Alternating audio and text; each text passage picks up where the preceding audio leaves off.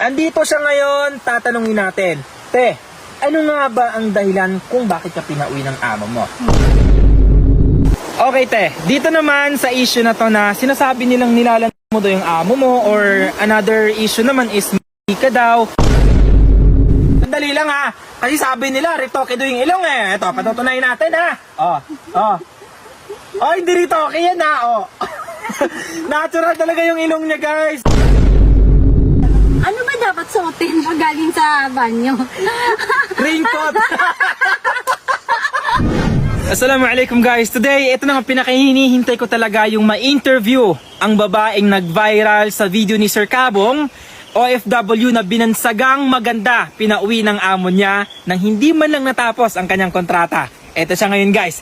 Kilalanin natin kung sino nga ba siya at ano ang katotohanan behind that viral video.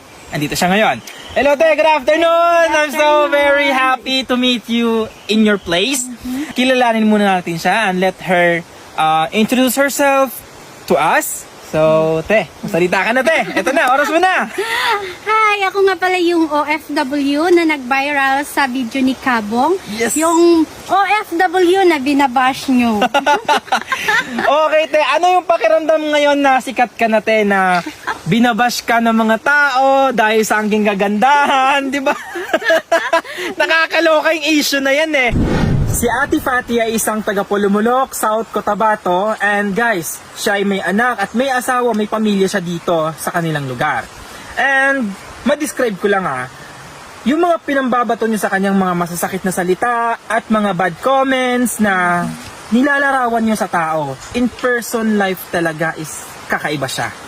Hindi siya tulad ng mga binabato niyo, mga dinidescribe niyo sa kanya kaysa malan ganito, ganyan, kaya naman niyang pinauwi kasi dahil sa ganito, ganyan, no? Hindi natin babanggitin yon.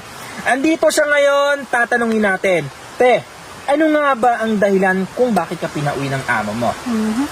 Yung sa video na nag-viral ako, hindi ko naman sinabi talaga na pinauwi ako dahil sa taglay kong ganda. Pinauwi ako ng amo ko dahil care lang siya sa akin. Ayaw niya na may mangyari sa akin na masama doon. Okay. So, te, about naman doon sa kay Kabong na nag-viral na issue, no? Ano ang masasabi mo doon sa mga bashers na sinasabi nila nakatapis ka doon ng tuwalya, lumalabas ka doon sa toilet, ng gano'n, tapos yung damit mo daw na sinusuot mo sa loob ng bahay ng amo mo is damit pang Pilipinas. Anong katotohanan nun, te? Hindi po, yun totoo. Kasi nga po, nag-post na ako sa Facebook ko na pag nagtatrabaho po ako is naka-uniform po talaga kami. Malalaking uniform po yun. Tapos nag-hijab po ako. And about naman po sa banyo na lumalabas akong nakatuwalya, ano ba dapat suotin pag galing sa banyo? Raincoat! Yun lang. Tapos, yun, feel free naman talaga po ako na nagtatuwalya ako galing sa banyo. Totoo talaga yun. Uy, tsaka hindi natin madideny yan. Ang kwarto kasi ng mga OFW, may separate na toilet, exclusive dun sa kwarto na yon. Kahit ako naman magtatuwalya ako, kailangan naman paglabas ko ng banyo, nakaringkot agad ako. Okay, kidding aside. So, wala tayong proof na si ate ganito yung mga ginagawa niya. Lahat ng yun, batikos lang sa kanya. Eto siya, stress-free. Wala naman siyang pagka-stress, guys. Yung ganda yung pag-uusapan talaga natin dito, wala akong masabi. Sa ganda, natural yung ganda niya. Te, sandali lang ha. Kasi sabi nila, ritoke daw yung ilong eh. Ito, patutunayan natin ha. Oh, hindi ritoke yan ha. Natural talaga yung ilong niya, guys. Grabe. Parang ako dun nahiya naman ako sa ilong ko. Okay. Ito talaga guys, ang katotohanan talaga dito. Yung pambabash nyo sa kanya, napakalayo talaga niya sa personal niyang pagkatao. Hindi ko man siya nakilala ng lubusan, pero nung pagdating ko pa lang sa bahay nila, promise, naramdaman ko talaga yung pagiging simple niyang tao at ang pagiging mabuti niyang tao.